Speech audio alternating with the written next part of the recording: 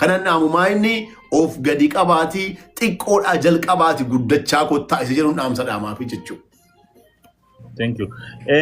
Ega kada jette kana wal qabate Mansuren gema TikTok kada da jette ni yadda gema TikTok irra taphachuun yookiin giftii TikTok irra nama gaafachuun waan akkana na kanni leenca na kanni kadaatti siqa moo kadaadha? Gaaffin kun naa darbu maaliif jennaan nama baay'ee ni tuquu gatii hin danda'uu fi It's okay. Dabaruu ni dandeenya. Gaaffii deebisuun beene birani qonnaa rakkoon qabu.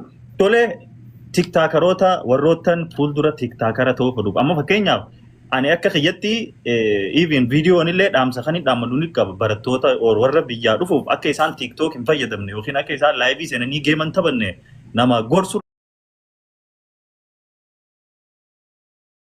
ta'uu barbaaduuf dhaamseetti dhaamtuuf maali nama karaa TikTok dhufuu fedhuuf maallaqa karaa salphaan teenyeetii TikTok irraa arganna warra jiruuf warra barumsa adda kutee barachuurra TikTok irraa maallaqa fudhachuun wayya jiruuf maal dhaamtaaf? Dhugaasa of jennaan TikTokni biizinesa. TikTokni at of kabajdee namas kabajdee hin fayyadamta taanaan wanta akka TikTokii nama guddisuus hin jiru.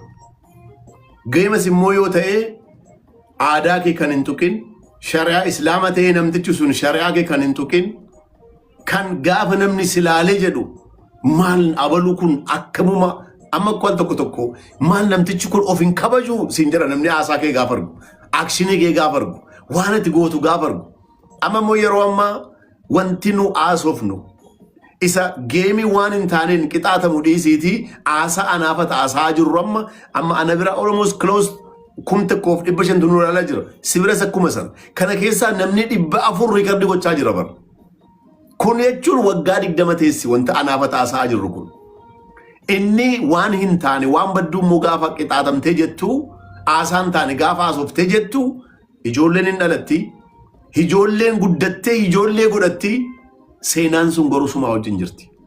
Kanaaf jennaan warreen social miidiyaadhaan dhuftanii guddannee nama taana jettan of eeggattanii jennaan akka social media biizinasa guddaan hin jiru. Namni waggaa 20 YouTube irra jalqabee anamma fakkeenyaaf alan dur buna nagadu. Zabanan buna dur nagadutti ituun wayee TikTokii bee ituun wayee YouTube bare. Farda ala sanan fardatti fe'ee bunan nagadaa ture sana riikardi godhee poost gochuutuun jalqabe YouTube miliyoona 3-4-5 olin qaba almost close to 40 years ago. Kana jechuun ji'aan miliyoona 5-6 ji'aan argachuu ni dandeessaa jechuudha. Garuu kun kan ta'uu danda'u maa inni wanta hojjettu kontentiin kee kontentii gaarii ta'uu qaba. Birrii argachuu qofa miti kan laaluu qabnu. Birriin yoomillee nama hojjetee hin argata rabbiin uma kennaaf. Hojii humnaatiin isa ta'u, qacaramee isa ta'u, daldalee isa ta'u, jireenyi arra jirtu hundiyyuu ni dabarti. Inni argate, hin dhaba, hin arganne moo rabbiin uma kennaaf. Garuu social media dhufanii warreen of jijjiiruu barbaadanu seeraaf heera godhatanii safuu beekanii jennaan dhugaasa of jennaan social media nama baay'ee jijjiirteetti bar. Namni konkolaataa ofii bitatee oofuu qofatu hin ta'in hiriyaa konkolaataa sana qabullee namni hin qabaatin konkolaataa sana bitatee Finfinnee keessatti miliyoona 5 ijoolleen oofantu jiru. TikTokidhuma kanarratti, YouTubeidhuma kanarratti. Kanaaf jennaan heeraaf seera guunnaan rabbiin sodaannaan safuu beeknaan aadaa isaa saba isaa waan hin tuqne hin hojjenne taanaan waan gaarii goonaan akkuma social media kan nama si guddisuun qabu. Poostii tokko ani korra 500 hin gaafadha bar. Miliyoona tokko hin gaafadha bar. Poostii takkaan kana jechuun ilaali how is easy money. Easy ta'ullee ni danda'u waan baay'ee itti dabarseen kana ga'ee garuu seera eeggatanii deemnaan wanta akka social mediaatiif YouTubeudhaan birri argatan wanti fakkaatan jiru. Thank you. Galatoomii dhaamsa bareedaadha. Yeroo ammaa kana Mansuur miliyoona 2 biliyoonara keessa jira. Alhamdulillah Mansuur hiyyeessa miti. Akka namni kun itti na laalus miti. Akka namni itti na tilmaamus immoo miti. Namni takka si fuudhee dhuma samaa irra si kaa'ee waanuma biliyoona wayii qabdu si si'a. An sadarkaa sanas miti. Garuu alhamdulillah hiyyeessa miti. No, mashallah. Deebsaa bareeda. Tole galatoomii mee yeroo takka takka Mansuur gara fuulduratti pirezidaantii akka taatu ni dubbatta. Pirezidaantii nin ta'a jetteeti hawwitamoo ni yaaddamoo ni taata gara fuulduraa yoo taate haala kamiin ta'uu deemta? Kun gaaffii cimaadha. Gaaffii kana reefuman itti yaaduu jalqabe wanan si deebisu kana cufan siin jedhe kanaan dura honnee guddaadhaan hin haasa'a. Amma garuu keessa kee natti miyoonaan jettee dhiisee hin jira waan hundayyuu. Pirezidantummaanis taa'aafuu nan ta'a jedhee baay'ee yaaleen ture akkan ta'us nan beekaan ture garuu amma dhiiseeras. Okay. Thank you. Galatoom. Wantoota viidiyoon alatti yookiin miidiyaan alatti nuti hin beekne kanii fi carraa atilleen himuudhaaf hin argatin kan nuuf himtu ni qabda waan dhokataa waan silaa himuu barbaaddu kanii fi carraa namaa wajjin haasa'uu irratti hin argatin yookiin ka irraanfatte waan nuuf qooddu waa'ee keetirraa waan namni beekuu qabu jettee yaaddu. Baay'ee jiru garuu namni naa beeku kan inni akka namni naa beeku kanan barbaadu ani oromummaa kootiin oromummaa koo jaalladhee amantaa koo kabajee nama jiraatu malee Oromoo gatiin ta'eef saamicha keessaan qabu. Oromoo gatiin ta'eef mootummaan ispeeshaalii godhee wanti ni naa godhe hin jiru. Akka ni naa godhus immoo hin barbaadu. Akka nama jiraataa biyya tokko akka nama sitizina biyyattii sadarkaa hundaa wajjin qixxee ta'ee kanan jiraataa jiru kan akka namni naa baruun barbaada. Namni baay'een sadarkaa inni na laalu akka carraa ta'ee waa'ee mootummaa yeroo naasa'u yeroo baay'ee ani kanan yaadu kanan beekus kanan ta'ee jirus proud ta'es kanan haasa'u biyyi koo jijjiiramaa jirti. Biyyi kun jijjiiramiinsa biyya kanaa keessatti immoo mootummoota amma biyya bulchaa jiran kan waan jijjiirama kana nuuf fidan jedhee gatii yaaduuf waa'ee jaraa yeroo baay'ee gatiin haasa'uuf akkuma silasiin jedhe saamicha keessa lafni mootummaan naa kenne amma irra deddeebi'ee haasa'uu hin barbaadu. Gaaffiin Bishooftuuf Adaamaatti illee gaafadhe kunoo waggaa tokko na deddeebisaa jiru. Ammallee tasa dhiisee hin jira bara. Bakka natti ta'afu jedheen hojii biraa biizinasii biraa jalqabeen jira. Kanaaf jennaan namni kan naan barre akka inni naa baru kanan barbaadu an akka sitizina biyyattii tokkoo ta'een jiraataa jira malee special requestiin kan naa kenname hin jiru. Balleessinaan akka namaatti nan hidhama. Hojjennaan immoo rabbiin rizqii koonaa kenninaanis bu'aa buufadheen jiraataa jira. Kanaan ala Oromoo gatiin ta'eef mootummaa gatiin haasa'uuf ispeeshaalii wanti naa godhame hin jiru akka naa godhamus immoo hin barbaadu. Kana bicha akka namni naa baruun barbaada jechuufan siin jedhe. Thank you. Galatoom ulfaadhu.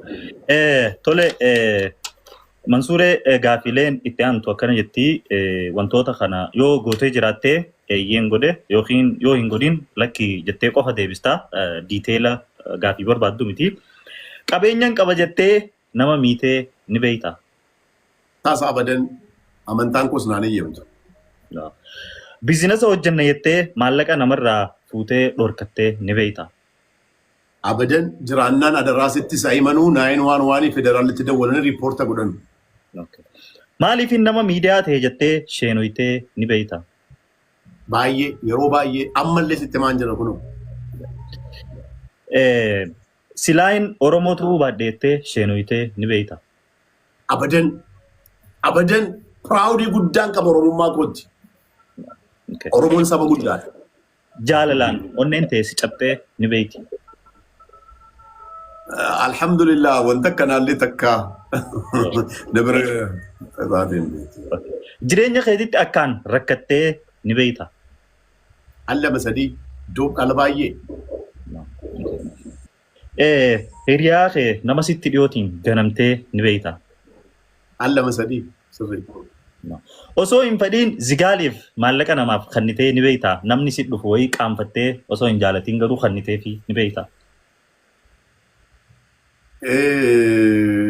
Ituun itti namanii yeroo baay'ee nan godha waan akkanaa. Itti amanee garuu miti.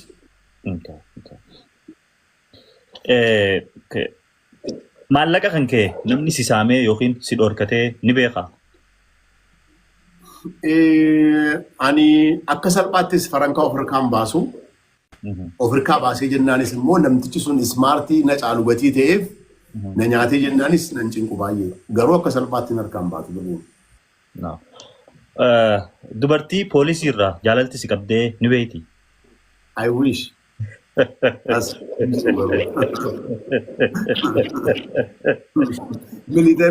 Militarii uffattee inta ogaa I think militariidhaan walammatanii deemuun kun waan taatu natti hin fakkaattu. Malee itoo argadhe gaariidha nan gammada dhugaa. Baay'een jaalladha militarii biyya keenyaa. Jaalallee saahiba keetii osoo silaa xiyyataa ta'e jettee hawwitee ni beekta. أعوذ بالله من الشيطان الرجيم.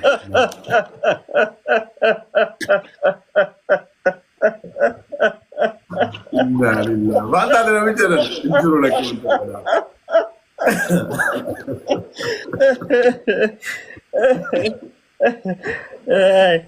Okay. Galatomi me gaafilee teenya karaa xumuratti achi deemnu jira. Okay, gaafilee itti aantu tana akkuma kana fakkaatutti hanga takka daftee na deebisuu qabda. 5 second daftee. Mansuuree nyaatarraa maal akkaan jaalatta? Marqaa boqqolloo. Wanni ati nyaatarraa si aarsu yookiin hin jaalanne qirsi godhu maali? Woi hin jiru nyaanni numa itti gammada nyaata baay'eetti. Amalli badaan ati qabdu maali? Amala badaallee hin qabu alhamdulillah. Biyyeeti jiraachuu akkaan jaalattuuf hawwitu biyya tam. Makka alhamdulillah. Mashallah. Saabjektii iskuulaa keessaa saabjektii kam akkaan jaalachuu turte? Isaaban jaalladhu. Gidduu kanallee giraamii meeqanaan jedhanii maqaa nama balleessaa jiru. Isaaban jaalladhu. Sagalee bareedduun addunyaa tanarraa siif taatu yookiin sitti toltu sagalee akkamii? Sagalee Quraanaa. Mashallah. Yeroo kophaa kee jirtu wallee akkam wallifte? Kophaa kuna dhiiftee ati deemuuf kaanaan dubbachuun dadhabee ati naan dubbannaan isa jedhu. Waaw, wallee kophaati kun. Okay. Guyyatti yeroo meeqa waa'ee maallaqaa yaadda? Ani bakka salaata keessa qofan wayii maallaqaa yaadu malee out of salaata waqtii shanan booda maallaqaa yaadaa oola. Waaw. Biizinasaan alatti wanni ati akkaan hojjechuu jaalattu maali? Ispoortii, jiimii. Guyyaa tokko qofaaf nama tokko waliin turu yoo siin jaan eenyu waliin turuu feeta? Muummee ministeeraa, piraayim ministeerii keenya. Waaw. Wanni akkaan si mufachiisu maali? Namni na sobuu. Waaw. Tole. Galatoomii gaafii teenya ammallee karaa xumuratti achi deemnaa. Mee Mansuureen tiktaakarraa yookiin tiktaakaroota nama 3 namoota akkaan jaalatu or dinqisiifatu walliftoota nama 4 akkasumas sheekootarraa nama 4 mee nuuf himi. Jalqaba tiktaakaroota. Kan tiktokarootaas kan weellistootaas natta'afu sheekota naa wayya maaliif jennaan 4 caalaan beekaka. I know, okay. Aye, abshir, Uma. Aye, Sheikh Ranuvim. Sheikh Balen Anjaladda, Sheikh Balen Beta. Yeah, Sheikh Arobe. Sheikh Arobe Bayi Namanati Tuzuka. Okay. Ustaz Kamil Shamsu. Okay. Sheikh Harar Makan Sani no Angalu. Sheikh Amin Bayi Anjaladda. Yasin Nuru Ustaz Ahmadin Jabal baay'ee namootan baay'ee dinqisiifadhu keessaa Abu Bakr jara kana baay'een jaalladha. Raayyaa Abbaa Machaa baay'een jaalladha. Maashaallah. Tole mee Mansuuree osoo karaa xumuraa hin deemin dura dhaamsi yookiin immoo akka hawaasatti wanni hawaasa kanaaf dhaamuu barbaaddu ni jira. Egaa maayinni ani dhaamsa wanta dhaamu maayinni jeneraalii hunduma keenyaaf nama hataanuun jedha. Of course hundi keenya iyyuu nama garuu nama keessaa nama namummaa qabu rabbiin nuuf haa godhu. Maaliif jennaan gaafa nama namummaa qabu taatu waaqa sodaattaa musliimoo taate salaata sagaddaa amantaa ortodooksaa protestaantii immoo yoo taate maskii beet kiristaana lattaa armee kee kabajdaa jireenya kee keessatti jireenya gaarii akka rabbisii kennu waaqa kee karatta nama himmitu nama jaalatta nama kabajda nama qarqaarta kanaaf jennaan nama inni dhabu kun waan guddaa gatiteef rabbiin nama nu haa godhu rabbiin immoo nama jannata argatee jannatul firdawsiin akkuma kana miidhagaa jiraatu rabbiin nu haa godhu. Amin Allahumma. Ega daawwattoota keenya warreen biyya adda addaa teessanii nu daawwachaa jirtan konkolaataa oofaa mana siree taa'aa kushiinaa keessa eerpaada godhattanii nu dalagachuu jirtan warroonni Itoophiyaa keessa Itoophiyaan ala hundi keessanuu warroonni sagantaa tana nu waliin turtan hedduu galatoomaa. Ega Mansuuree gaafilee hedduu intervii garagara irratti waan godhee jiru gaafilee san irra deebi'ee itti fiduu hin barbaanne sila sa'a dheeraa'u nurraa fudhata ture gaafilee muraasan beekaaf keessaa cuunfee fidee fi kana fakkaataa hundi keessan hedduu galatoomaa saniin alatti Mansuuree dhumarratti ammallee carraa isaafin kannaa yoo waan jiru qabaatee jedhee sammoota irraa akkasitti Mansuur wal gadhiifna yeroonis yeroo kubbaatii daawwattoonni kubbaa jechuu turan hangareefuu Maadriidii fi Siitii qaban tura yaa saniif gabaabsinee sagantaa Mansuuree kiyya dhumarratti ammas carraa siifin kannaa waan jettu yoo qabaatte jedhii sammoota adda baanaa anis ni deema inshaallah. Galatoomii abdii kiyya wanti guddaan maa inni ispeeshaalii warreen saba Oromoo taatan yeroo baay'ee sabni keenya miidiyaa kana irratti baay'ee of sodaata. Miidiyaa kana irratti baay'ee hin dhufnu. Miidiyaan garuu humna, miidiyaan garuu saba kee eenyummaa kee kan ittiin beeksifattuudha.